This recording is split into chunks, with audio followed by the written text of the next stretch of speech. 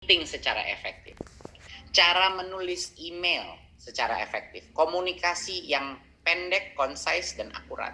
Itu hal-hal yang hanya bisa dilatih kalau dia punya pengalaman beneran di dalam situasi profesional, atau kurikulum di dalam universitasnya itu berdasarkan project atau team based project.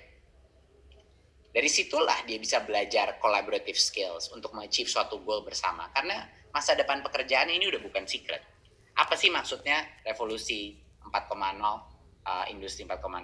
Essentially, itu artinya kemampuan critical thinking, problem solving di dalam tim itu menjadi nomor satu. Ya, di dalam tim. Kemampuan individu, saya bisa arguenya kemampuan individu sudah hampir tidak ada artinya di masa depan kita. Kalau kita tidak bisa berkontribusi secara tim dan berkolaborasi secara efektif, kita tidak akan survive di dunia baru ini. Ya. Oke. Mungkin 2 pertanyaan lagi dari saya. Ini langsung membawa kita nih kepada pertanyaan profil dosen apa yang ideal nih, yang bisa diharapkan mencetak mahasiswa luar biasa, critical thinkingnya bagus, dan bisa berprestasi dan bisa bersaing di luar. Ini semua tergantung pada juga kualitas dosen ya, yang menjadi mentornya, yang membimbingnya, open up new intellectual opportunities and so on gitu. Jadi menurut Mas Menteri itu dosen-dosen kita ini the ideal profile itu seperti apa in your opinion? Sebelum saya menjawab itu, Pak Dino, pertama saya harus bilang bahwa sangat tidak realistis untuk mengekspek dosen kita ideal kalau secara sistem mereka tidak bisa menjadi ideal. Jadi kalau beban administratif mereka yang menumpuk begitu besar, ya, waktu pas masuk waktu akreditasi, ini udah banyak yang udah nggak lecture lagi. Mereka udah digencar sama kepala prodinya, yang digencar sama rektornya untuk kita harus maintain akreditasi kita sehingga semuanya menunjukkan atau membuktikan bahwa dia kerja. Jadi itu udah fokus tuh, bisa 1 tahun mengerjakan tugas administratif itu. Kalau tugas administratif dia seperti itu, kalau dia tidak bisa mendapat penghasilan yang cukup dan semua waktunya habis dengan mengerjakan proyek-proyek lain di luar, ya, kalau dia tidak di reward untuk effort yang mungkin tidak align dengan secara administrasi, tetapi sebenarnya memberikan impact yang besar kepada student-studentnya dia maupun kepada komunitas, ya kalau insentif structure-nya aja udah rusak, bagaimana kita bisa expect dia untuk ideal? Jadi ini harus dibenahin dulu nih. Dibenahin dulu. Rezim, apalagi ini semua dalam konteks di mana banyak sekali struktur organisasi di universitas di Indonesia itu seperti mini government, di mana ada berbagai macam stakeholder yang semua hal perlu izinnya tersendiri, jadi tidak ada otonomi juga. Jadi ada berbagai macam hal itu harus pertama dimerdekakan dulu, ya, itu yang pertama. Nah, kalau sekarang untuk menjawab pertanyaannya Pak Dino, sama seperti jawaban pertanyaan itu, saya nggak akan berbeda sama pertanyaan mengenai guru.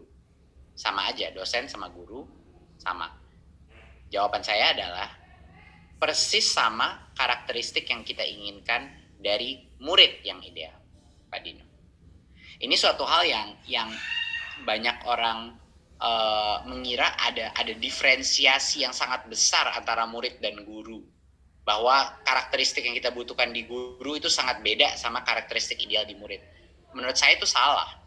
Menurut saya hampir identik apa yang kita inginkan dari a perfect student, dari a perfect dosen. Jadi itu apa?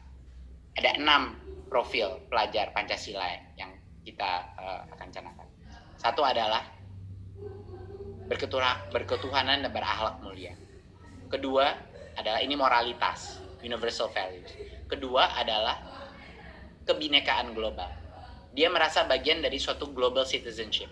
Artinya toleransi dia kepada perbedaan, dia cinta perbedaan, dan dia mengerti dia bagian dari ekosistem yang lebih besar dari dia. Ketiga, kemampuan bernalar kritis, critical thinking, bisa nggak memecahkan masalah dan berpikir secara kritis. Keempat adalah kemampuan berkolaborasi, collaborative capability. Kelima adalah kreativitas, kemampuan mencari benang merah baru dari suatu hal yang lama majukan ke depan, kemampuan berinovasi, kemampuan berkarya. Dan yang keenam adalah kemandirian, atau kalau di dosen mungkin lebih cocoknya growth mindset. Kemandirian untuk mencari ilmu, kemandirian untuk mendorong dirinya menjadi lebih baik, dan kemandirian untuk mengambil proactive steps, nggak harus tunggu suruhan terus. Apa yang 6 profil yang kita inginkan untuk murid, itu tidak ada bedanya sama apa yang kita inginkan untuk guru. Itu sama saja. Karena proses osmosis daripada, kalau kita mau anak-anak kita mengikuti suatu profil tertentu, gimana mungkin itu bisa terjadi kalau institusi dan guru-guru atau orang dewasa di dalam institusi itu tidak memiliki karakteristik itu. Iya kan? Jadinya peran transformasi, human psychology transformasi itu harus dilakukan melalui role modeling as much as content driven gitu. Jadi role modeling itu harus terjadi dari guru. Jadi itu sebenarnya yang ideal. Tapi kita mungkin sedikit lebih tangible ya. Tadi kan agak filsafat.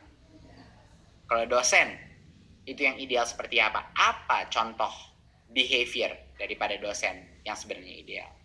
Ya, yang satu adalah dia mengerti bahwa dia bukan suatu corong ilmu eksklusif untuk anak itu. Dia harus melepaskan egonya dan menyadari bahwa dunia ilmu itu jauh lebih besar dari dia.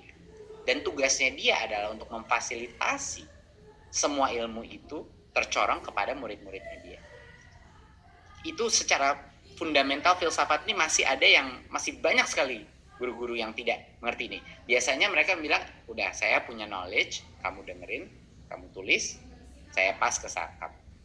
Sedangkan di dunia baru ini di mana informasi itu ada, dia harus menjadi katalis atau suatu fasilitator daripada pendapatan ilmu dari berbagai macam media. Itu yang satu.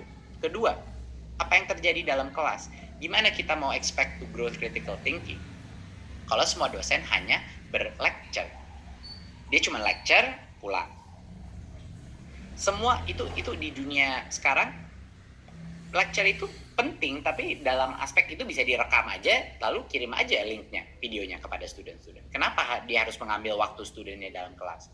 Kalau studentnya waktu dalam kelas, itu adalah kesempatan untuk studentnya berpartisipasi, baik dalam discussion, case method, bekerja dalam kelompok-kelompok untuk project base, dan berinteraksi dengan si profesor dan dosen itu.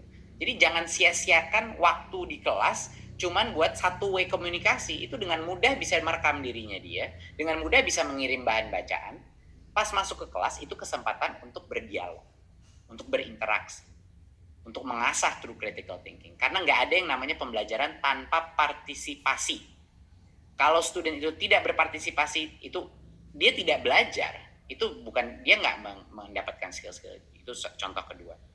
Contoh ketiga adalah untuk